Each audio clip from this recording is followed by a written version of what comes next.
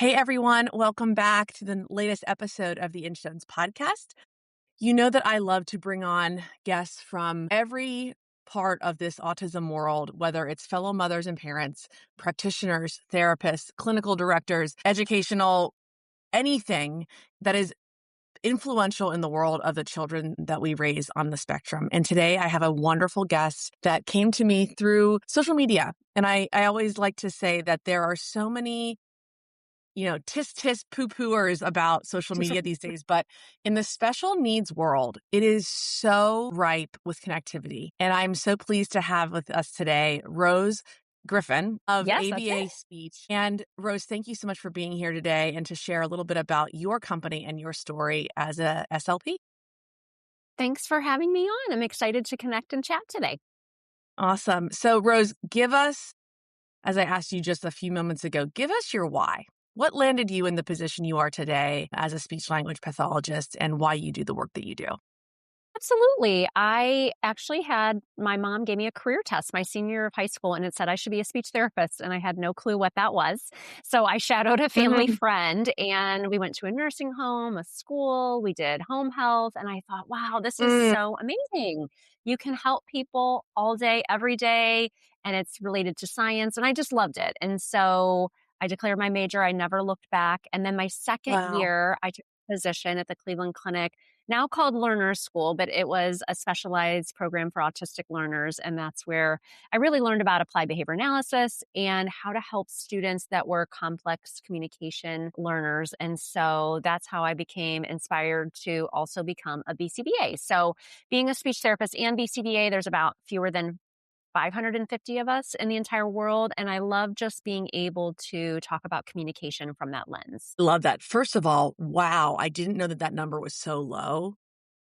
How can we Yeah. buy out billboards? Because I think that to me seems like the most natural combination from someone who Yeah. has sat in this world for so many years. I would think that overlap would be so beautiful, not only from a neurological standpoint, but from a educational and like actual lived experience standpoint. Tell us about that overlap and what it gives you as someone who's running their own practice now. That sounds phenomenal. Yeah, absolutely. I know when I was at the Cleveland Clinic, I always call that my autism boot camp because it was a non-public Yeah. program for learners who engaged in unsafe problem behavior. That was a barrier to their Mhm. learning, a barrier to them accessing the community. And I just was amazed that, we had a student that we worked with who was 18. He had been in special Mhm. education services since the time of 3. And he still had no way to communicate with the world. He was using very unsafe, aggressive behavior to navigate his environment at 18. And we were able to help that student learn how to use an AAC device for the first time. And I just remember Yeah. thinking, wow, this is unbelievable. This is so great. But then the other part of me was like, this is absolutely devastating that this Yeah. person had to wait until 18. And so it just really put me on this trajectory of growth of wanting to learn about ABA, because I was able to see that transformation in that student using speech therapy and ABA. And so that's Mhm. really put me on this plan of now having my own business called ABA Speech, where I too have a podcast called the ABA Speech Podcast, where we talk about autism and communication, and a membership called the ABA Speech Connection that allows speech therapists, BCBAs, and RBTs to get their needed CEUs or professional development and really learn together and to dialogue about how to help students who are traditionally harder to help, that are not responding to maybe what we learned in graduate school. And so that's really kind of my life's work, is to help that type of learner. I find that through the seasons of my own children's speech therapy sessions, both private and, in center or in school, that the number one thing that always rises for me is whatever communication is learned or whatever progress, however it progresses, the connection between my child and their therapist always creates something that's beyond what can even be sort of like accrued or documented per se, because it's that Mhm. connective time of even just figuring it out together feels worth it. I was just telling someone else there, I said, they're like, well, how has Millie grown? And I think I don't necessarily have specifics that I can rattle off, but all I know is that she's learning these connective speech skills in this session with her SLP every week, and she comes out so much more available to communicate with me. Do you find that that's something that speech and that combination of being a BCBA and SLP allows for, to see that it's not just the communication, it's that behavior, it's that co-regulatory behaviors that allow for just the full humanity of these children to come out? Yeah, I like that. She's available to communicate. How you said that. I think that Yes. was what was so interesting to me, is how to help students who are just not, they're not going to sit in a chair and do speech therapy like maybe we were traditionally taught Right. how to do it. So how can we Right. think out of the box to build a relationship with all students on our caseload? And I think that is what I'm passionate about sharing, because I think I felt really ineffective when I first started working at the Cleveland Clinic, because I had never worked with students like that, students who did not sit and Mhm. engage in therapy, or students who would just sit and not engage in therapy at all. They were very bored with all the things I had Right, to share. right. So I had to get really creative, and I just made it my mission to make sure that I was helping to support each and every student. And really, once I let everybody know, like, this is the type of learner I want to support: students who engage in unsafe problem behavior, students who engage in self-injurious behavior. I want to make sure that 10-year-old that has a perfect device but has never ever touched it has a way to communicate. Then you That's just right. get all those different cases, because people are not competent in how to reach students. And I think it does all go back to that connection.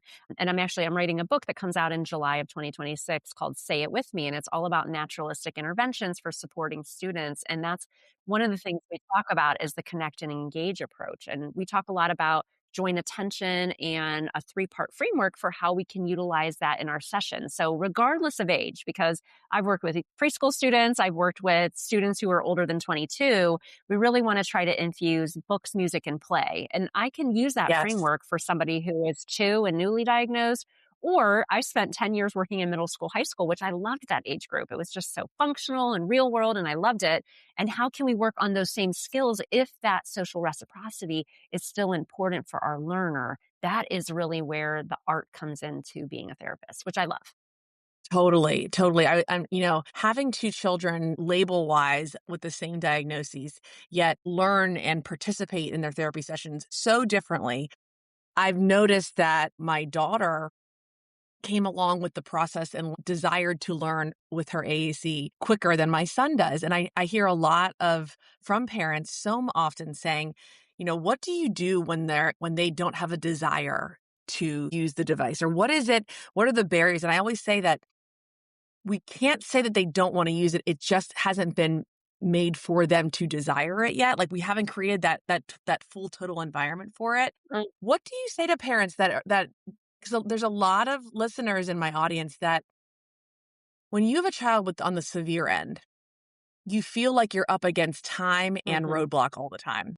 So when you share about like putting Mhm. those methods into action, like the play, music, game, with a device or way to communicate, talk us through like that process and sort of the time that it takes and what it means to go through that to elicit that communication. Absolutely. And I think that we have to try to show our students that their communication is powerful. I Mm, think that's exactly what it is. And so I did have a student that I saw in a non-public program. I'll never forget. He was staffed, 2 male staff to him in a safe room because he had that aggressive of behavior. And that was my student. I worked with him for 3 years. And it wow. was sad because he came with a beautiful AAC device, just absolutely set up perfect with real life pictures. You couldn't have set it up better, but it was just Uh-huh. hard to work with him. And so his trajectory of growth was, okay, the first year we're just going to work on requesting, and we're going to work on him carrying his device from different places in the classroom, and we're going to Uh-huh. work on some modified leisure skills or the play. And so I have some of Mhm. these videos on my YouTube channel, like modified Uno, modified Scrabble, modified memory. And so we really just Mhm. did that for the first year. It wasn't we weren't demanding that he use it to, for anything. Yes. So he Yes. was getting this learner history of like, oh, I want to jump on the trampoline, so I'm going to press trampoline. And so that first year, we really focused there. And he loved his device, and he would carry it. We would take him into the community. He would, order a Mhm. Dairy Queen, all these things that were such great milestones for him. And so as his Mhm. communication grew, then we started to work on labeling and phrase Hmm. construction. He even had some verbal Hmm. imitation targets. And this is a student that was 10 when I Hmm. met him. So he was older.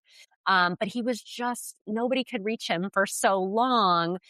And then once he was in a specialized program, now many years later, he is working, he can work with female staff just one to one.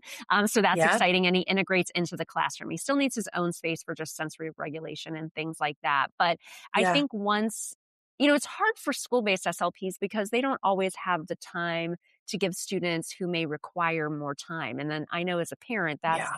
a uphill battle of trying to advocate for your child and what they really need. And I think a lot of people just don't understand how to work with students who may engage in behavior like that. And so that's why I love being dually certified is that I'm not an expert, but I just try my best. And both of those trainings together and certifications have made me uniquely qualified to work with students who may engage in that type of behavior and to share with others how to feel more confident in doing so.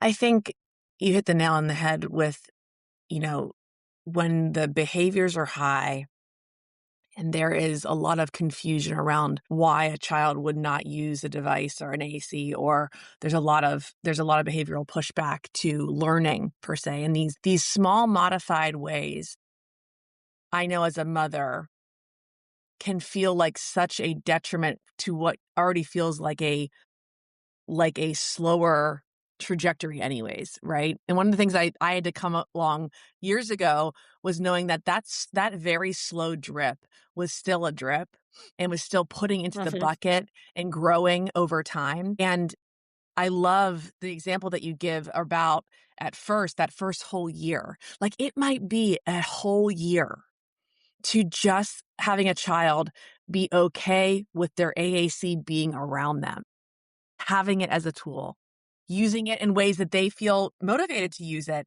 and to be supported in those. Mhm. I think that is lost so much and sadly is pushed away quickly because they think, well, they're not incentivized by it. They're not going to ever use it. And that's not the case. It just takes slow immersion to knowing that, oh, this can be Mhm. functional to get it to express myself, but it's going to take a lot of time. And I think I like to sit in reality with the listeners that I have here on Inchstones in the audience that catching up or pushing on the gas, that's not even in the playbook of our lives as mothers of children with profound autism. What is in the playbook is the belief that they actually can accelerate and that they can move forward. And I think that those examples that you just shared are a testament to that. And I thank you so much for what you do because the belief in students that might have been labeled as so behavioral that they're unreachable didn't affect how you went forth in your therapy sessions with him. Yeah, absolutely. It was amazing to see his growth and seeing how he was able to just independently use his device over time. And he loved it. I remember one time his device was like broken or something, and he had to take a paper copy home or something happened, and he was very distraught about that. And I was like, he understands that like this is very important for him. The other thing that I think is very important for students who have complex behavioral needs is having two iPads. If that's the system you're having, is one iPad that's in guided access so the student cannot get Yes, out of the AAC device, and then one that is strictly for reinforcement. Now, I'm that's right. overgeneralizing, but a lot of autistic learners and just my own kids too like their device time. And so that's fine if that's a reinforcer for your child, but it just, oh, I've done so many consults where you see somebody trying to get out of YouTube to get on an AAC program, and Yes. I'm going to tell you it never ends well. But you guys know that, your Yeah, I mean, listeners I'll are be well I'll aware. be honest. You'd be hard pressed to find a parent that didn't try to do that at least at Right. one point and then Yeah. realize really quickly. I have fully different devices now. Like not even just an iPad. They get a small, very, very old iPhone 6 that's Yes. like that I can replace very at low cost if it breaks. Right. That is not Hmm. their device because Yes. you're right, that overlap, their struggles are so high. Why add in the struggle of knowing what this apparatus is used for? And Hmm. it sounds so silly because it's like, well, no, it's just the same thing. It's actually not. It's really, really not. Yeah, that's very important. So I feel like most people are doing that, but I just think it's so important to say out loud It's good to because it's good to reinforce for sure. yeah. Um, When you talk, to a parent whose child is profoundly autistic and you're bringing them into a session or you're maybe talking with other SLPs or BCBAs about children like this, what are those first two or three communication targets that you like to prioritize? Like you give that great example of the child of the older student of yours and focusing on what his, focuses are, like going on a trampoline or, ordering ice cream came easy to him. What are those first two or three targets that can both help the parent understand the first two or three communication goals, but also sit scientifically in what you as a BCBA and SLP know to be true? What are those first two or three things that people maybe earlier on this journey can understand? Yeah, I mean, I think the most important thing to focus on is joint attention. So, what does that child's social engagement look like? Because that's oftentimes something that our students really struggle with. So, are they alternating eye gaze between a person, an event, or a preferred item or Hmm. activity? Are they pointing? Are they showing you things? Those are all different Hmm. topographies of joint attention. And so, I think focusing on that and trying to build rapport with your learner to make that connection, making sure you're using books, music, and play. So for a younger student, the book might be Pete the Cat because in his white Hmm. shoes, because that's a great song. We know It's that very one around here. colorful. Yes. And it's like a song too, which is awesome. But you can Yes. use the book and maybe your play is bubbles because you blow them and then they go away and the child may look at you to do more. And maybe your play is modified Simon Says. So it's always Simon Says, Simon Says, touch your head. Simon Says, Hmm. windmill arms, whatever it is. Hmm. Now, for an older student, maybe when I was working in middle school, high school, we may still have that same type of framework, but maybe the book is a vocational unit. I have this, actually just sold one last week. I love it. I took 1 year to make this vocational binder for my learners that were in ninth Hmm. grade. And so it starts with just a literacy based activity and vocabulary and extension activities about vocational settings. So I knew my Yeah. kids in high school were going to get to work at Old Navy and hang shirts and pants Right. and things like that. So we would talk about that in a literacy based way. And so, your leisure may look different. Maybe you're playing modified Uno or modified Hmm. Scrabble if the students have some print awareness, but it's still the same framework of books, music, and play. And so for music, we used to do some of the students going on Spotify and picking a song. And the Yeah. students that could type in this song would type it in. Students that needed a text prompt to be able to type the song in. Hmm. And then we would vote. Did we like the song? Did we not like the song? And so Yeah. I always try to think to myself, especially with older learners with higher support needs, what does my typical day look like as an adult? I have Hmm. some work and I have some leisure. And so I always think of it that way, especially for older students. So, what are going to be important things to learn? Maybe vocabulary from different vocational placements and different job things from different placements. And then, what is my leisure time going to look like? If your kid Right. loves the iPad, that's great. But how can we increase that repertoire? Maybe they're learning how to play different apps on the iPad. Maybe they're working on Yes. something that's more collaborative. And so everybody's going to want their own downtime, right? I mean, if everybody looked at Yeah, of everybody's course. screen time, they might be outraged. But it's just having those moments of understanding that these skills are really important and communication is still communication. It might just look a little different as students get older. Yeah, I mean, I think that we live again, there's so much naysay about the growth of, this global village we live in and the apps and the AI and all these things. The gamification of social skills and games in general for Mm. children like my two, I mean, it takes my breath away because it's actually been so helpful for them having agency in their free time, in their downtime or free time, after school. My daughter, I don't know if sure I don't get paid to say this at all, but ABC, yeah, as an app has been so Yeah, foundational to my daughter true. Millie's learning. I can't even sell it enough, like, because of the Yeah. turn taking.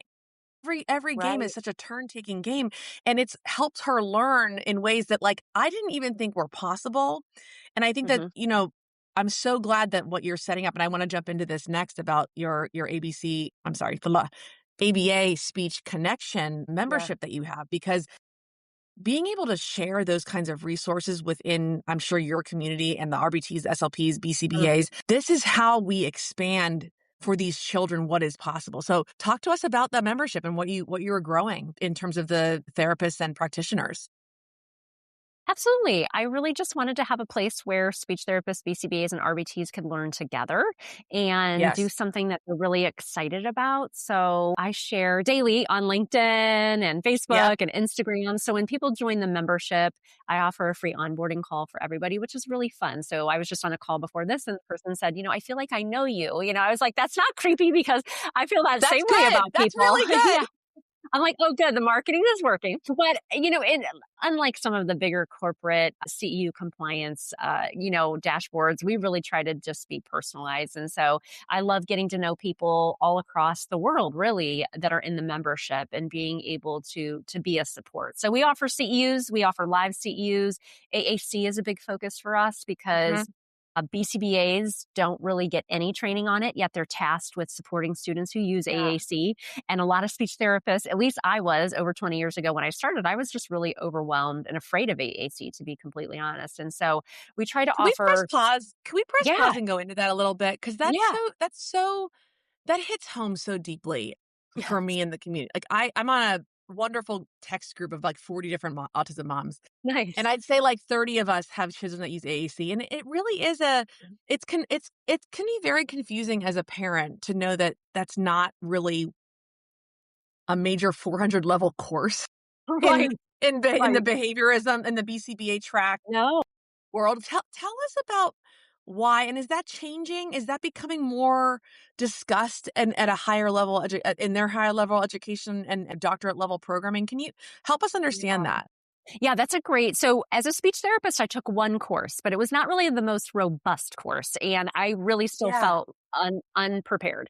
As a BCBA, you take zero, unless it's an elective that's very specialized. Yeah. Most BCBAs don't get any training in AAC. And even to offer CEUs for BCBAs, Yes.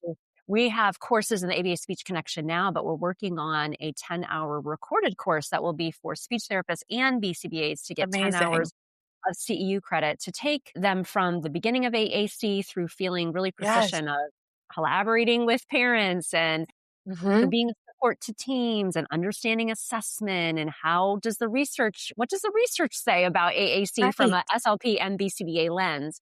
And so I honestly think it's easier probably for an SLP BCBA to do that type of course. Hmm. And so we are working on that, and that should come out in June of 2026. We just don't get a lot of training on that, but we're tasked with helping to support students who use AAC. And so something that I do a lot about is training on AAC for BCBAs, because I think that it's an area where you're never going to feel like a master because the technology is always Hmm. advancing. But Yep. being in touch with the SLP literature and being in touch with the BCBA literature as far as what is working, and AAC is like language, but it's just another Right. mode. And so not getting Right. hung up on that, but understanding the technology of it and understanding how to support parapros and RBTs and how we Hmm. don't want the AAC to only be used during programming, as we say in the Right. ABA world. There's just a lot of growth. And so most of my talks that I do for private clinics are for BCBAs and are usually about AAC. Right. Well, thank you for that little side pause. Now jump back in and tell us more about how BCBAs and the RBTs and SLPs can join ABA Speech Connection and sort of what that like you said, you have an intake process. You said, but what happens after that? Yeah, absolutely. So anybody can join at abaspeech.org, and we have group pricing for groups. So that's really nice. We support a couple larger multi-state locations. And why that's fun is that I can be on there and do clinical roundtables and answer questions about collaboration, which usually come up around AAC, verbal imitation, or a COEX, as we may say, as BCBAs.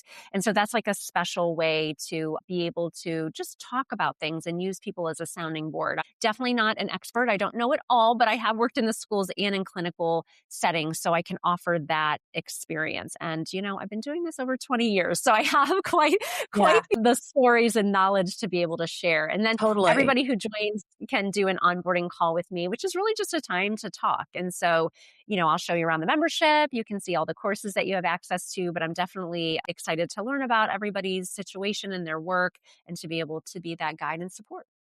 That's phenomenal. I think the more niche that we can all get with what our superpower is, and is such a boost for the world, the autism world. And you are absolutely a reason that this, what your superpower is well beyond even the BCBA and SLP titles that you wear, but being this connective point to further the development of other practitioners in your space, I think is just, it's not only beautiful to hear and hear you so eloquently and so beautifully and happily discuss it, but to know that other practitioners and therapists are going to learn from you, Rose, is such a gift. So thank you so much for sharing your story and for being here and the work that you do for families. It's just such an important conversation. Parents and caregivers like myself are flooded in different ways with all these expectations for the developmental timelines of their children and how they're learning best. And I think that when you spend more time understanding those therapists and teachers that are around your children and what gifts they can do to the connectivity and watching communication blossom through these different pathways, it is never unnoticed by parents and caregivers. So thank you for what you do. Well, thank you for those kind words. Of course, of course. Well, to everyone listening, thank you for spending your time with us here today. And Rose, we will have all of your information for ABA Speech listed on the episode summary. And thank you just for being so incredibly helpful. And we will make sure that everyone can find you, whether parent, caregiver, therapist, clinician, any educational resource. We cannot wait to send them your way. Thanks so much for having me on. All right. You're so welcome. And friends, thanks for listening. You are not alone in this journey. And until next time on the Instones podcast.